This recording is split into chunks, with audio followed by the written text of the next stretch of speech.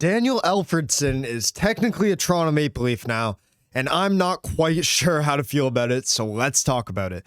The Leafs hired John Gruden, Daniel Alfredsson, and Brad Werenka to the coaching staff and have let Mike Van Ryn and Derek Lalonde go. The Ottawa Senators, look at what they posted on Twitter. One of the first moves we made after taking over the franchise was bringing Daniel Alfredsson back into the fold as an assistant coach in December of 2023. I learned quickly that Alfie embodied all the characteristics of what it meant to be an Ottawa Senator. Now, this part is where it gets interesting. While I wish he wasn't joining an arch rival, the Toronto Maple Leafs, Alfie is forever an Ottawa Senator. And this part is what I want you to hold on to. And the door will always be open for his return. He has done so much for organization and community, and he has my full respect. From Michael Andlauer, the owner of the Ottawa Senators. Now, Michael Andlauer came in. Daniel Alfredsson, he spent the past 3 seasons behind Ottawa's bench, but he joins the Sens' biggest rival in the Toronto Maple Leafs. Apparently, he interviewed for the head coach job, and then when he didn't get that, he got offered this associate head coach job, and he's joining the Leafs bench. Now, with Mike Van Ryn and Derek Lalonde gone, I don't think the Leafs were going to let those guys go no matter what.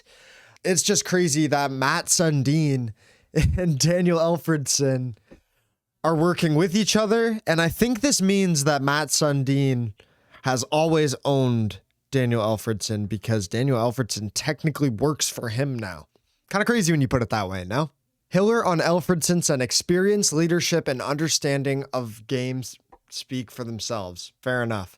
On John Gruden, established himself as one of the top coaches in the AHL. John Gruden just won the Calder Cup with the Toronto Marlies in the organization. Before that, he won in the OHL as well.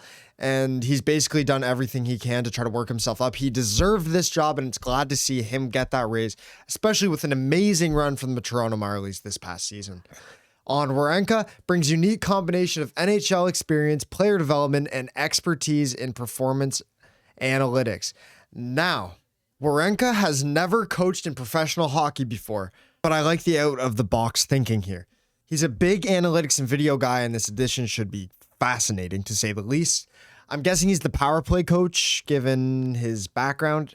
If you pull it up here, staff history. The interesting point about Werenka was the other guy that Jim Hiller co-founded his analytics company, True Performance, with, was him. Safe to say the Leafs bench will be much more numbers oriented, which I kind of like that. Coming in, John Chayka said he wanted to be a lot more analytically friendly because the Leafs were horrible last season. They were buns in about every single analytic. So it's good to see him come in. Gruden deserves it after the Marlies Cup run. And Alfie is so weird, but I am so here for it. Interested to see which role each person gets. That hasn't really been out yet.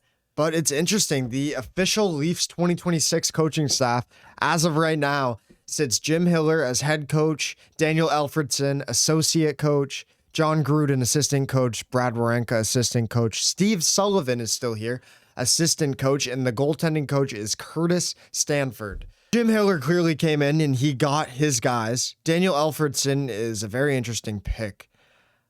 I'm shocked. Even though we're never going to see him in a Maple Leafs jersey, seeing him actively trying to make the Leafs better behind their bench is something that's going to be a little weird getting used to. Maybe he's a double agent. No. That's stupid. Or is it? No, I'm kidding. Or am I? In all seriousness, I think these are great hires for the Toronto Maple Leafs. This is... My goodness, Daniel Alfredsson is a Toronto Maple Leaf. In what... This past season, we have Daniel Alfredsson, Bobrovsky, Sergei Bobrovsky. This past offseason, we have Daniel Alfredsson, Sergei Bobrovsky, Nick Paul, Darren Radish. Could we be getting Erik Karlsson? Morgan Riley might be out the door. This offseason, even if it doesn't work out for the Leafs, man, has it been fun so far, hasn't it? Matt Sundin is back in a front office job. John Chayka is super analytically friendly here, making big moves, getting rid of Joseph Wall. Claude Giroux did go to the Senators, though. That's a little unfortunate. I think the Leafs need a third-line center. Or third-line player. One more middle six guy. But Alfredsson and Spezza are going to be Leafs legends. They can be Leafs legends. Jason Spezza is. Love Jason Spezza. Crazy. Sanderson next. And how we found out was Elliot Friedman just tweeted just a link that said Maple Leafs expected to add Daniel Alfredsson to coaching staff. And when Elliot Friedman just posts a link, some shit is about to go down. You know it. Well, anyways, thank you very much for watching. If you like this video, please click like. If you really like it, clicking subscribe always helps. How do you feel about Alfredsson being a Leaf? So weird. Let me know what you think down below. Thank you very much.